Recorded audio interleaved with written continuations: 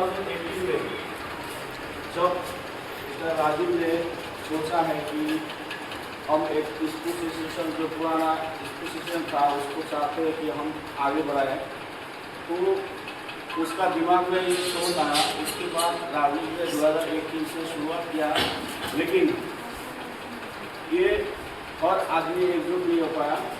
होते होते 2022 में एकजुट होते इस GST लीगल अकेडमी को रजिस्ट्रेशन के बाद हर ट्रेनर इसमें इंक्लूड होने लगा। धीरे धीरे कामयाबी मिलता रहा। जो भी इस मकाम पर पहुंचा है, आज 65 क्लास भी बढ़ता है और भी जो एरिया है वो तो सिविल में बन रहा है, लेकिन उन लोग को भी हम संबोधित करेंगे।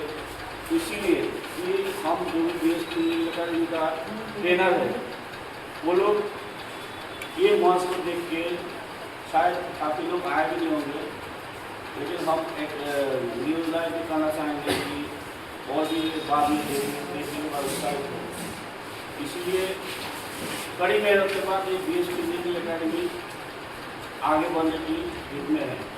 इसीलिए जो भी साहिबान नौकरी मिलने के बाद आगे बढ़ रहा है, बढ़ने के बाद वो लोग हम यही रिक्वेस्ट करेंगे उनको कि वो लोग इस यात्रा जरूर करें। GST लीगल अकेडमी आगे बढ़ने की हमेशा ख्याल रखें। धन्यवाद। जय हिंद। मैं आगे तैयारी साथ एक दो शब्द बोलने की रिक्वेस्ट करेंगे ताकि ये कामयाब हो जाए। अस्सलाम वालेकुम, गुड इवनिंग।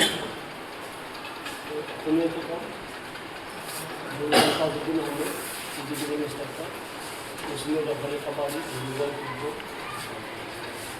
तो बहुत बছৰ আগত প্ৰথম জনগোষ্ঠী কৰি গৈছিলোঁ। জনগোষ্ঠীৰ আহি আমাৰ টাপা স্কুলত কাম কৰিছিলোঁ আৰু ফাৰ্ষ্ট হায়াৰ ছেকেণ্ডেৰীত কাম কৰিছিলোঁ।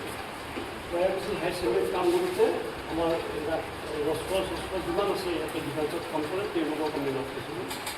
এতিয়া আমি এটা আমাৰ এটা ৰেজিষ্টাৰ কোচিং চেণ্টাৰ এতিয়াও আছে, সেইটো ৰেজিষ্টাৰ আছে এতিয়া ঠিকে আছে কৈছিলোঁ। সেই কোচিং চেণ্টাৰৰ জৰিয়তে আমি তেওঁলোকক মানে উলিয়াই দিছিলোঁ। উলিয়াই দিয়াৰ পিছত এটা সময়ত সেইটো এওঁলোকে চবখিনি গুচি যোৱাৰ পিছত মানে আকৌ বন্ধ হৈ আছিলে। তেতিয়াই কিছুমান প্ৰগ্ৰাম চলাইছিলোঁ। তাৰপিছতে যিটো আমাৰ যিখিনি ছাত্ৰ চাকৰি হ'ল, সেই ল'ৰাখিনি যিখিনি এটা উদ্যোগ ল'লে, খুব ভাল এটা উদ্যোগ ল'লে যে এটা কোচিং চেণ্টাৰ খুলি আমি ল'ৰা ছোৱালীবিলাকক শিকাই পেলাই আমি এওঁলোকক ডিফেন্সত শিকাইছোঁ।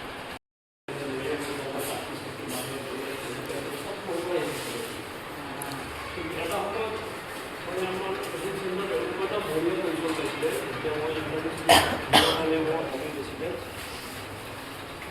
এতিয়া এটা ভাল লাগিছে যে এওঁলোকে যিটো ষ্টেপ লৈছে খুব ভাল এটা ষ্টেপ লৈছে। আৰু ভাল কৰিব লাগিব। যিখিনি ভাল এইখিনি ইমান ভাল নহয়, কিন্তু ইয়াতকৈ বহুত ভাল কৰিব লাগিব। তেনেকুৱা এই ফিল্ডখন যদি কমপ্লিট বঢ়িয়া কৰি ৰাখি দিয়ে, যিমান অস্ত ল'ৰা ছোৱালী আবেলি ফিল্ডত খেলিব নাই, তেতিয়াহে এই ভাল হ'ব। গতিকে এওঁলোকে কৰিছে, বহুত ভাল কৰিছে, কিন্তু আৰু ডেভেলপ কৰিব। অকল আমি বিধানসভাৰ কাৰণে লাগি থাকিলে নহ'ব। আমি ল'ৰা ছোৱালী স্কুল টুৰ্ণামেণ্টত চিলেকশ্যন পায়।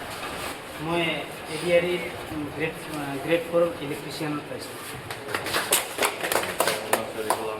मैं बरबला गाँव अब्दुल मजिद आहमेद मोर देउतार नाम। मैं एडियारी ITI इलेक्ट्रिशियन सिलेक्शन पाइছোঁ।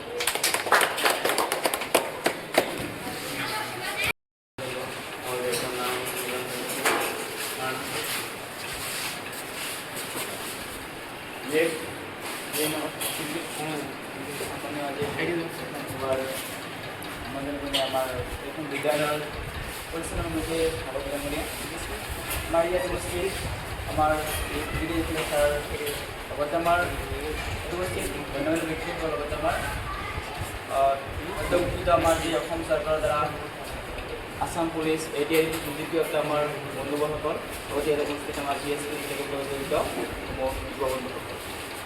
মোৰ নাম মুজাম্মেল হক। মই ADI আসাম ডাইৰেক্ট ৰিক্ৰুটমেণ্টৰ পৰীক্ষা আছে, তাতে আপোনালোকৰ দুৱাৰ আশীৰ্বাদত মই গ্ৰেড 4ত উত্তীৰ্ণ হ'বলৈ সক্ষম হৈছোঁ। আগন্তুক দিনতো যাতে আমি এনেকুৱাকৈ এই অঞ্চলৰ পৰা আমাৰ নিচিনাকৈ যিসকল যুৱ বন্ধু এতিয়াও বাকী আছে তেওঁলোকক যাতে আগুৱাই লৈ যাব পাৰোঁ, যাতে সেইখিনি আমি সদায় এইখন যিখিনি একেলগে সদায় জড়িত থাকিব পাৰোঁ তাৰে আমি সহায় কৰিব চেষ্টা কৰিম। লগতে আমি সকলোৰে ওচৰত আমাৰ যি আগন্তুক জীৱন সেইখিনি দোৱা মাগিম। এইটো সময় বহুত কম, এই হিচাপতে মই মোৰ এই আশাৰ বক্তব্য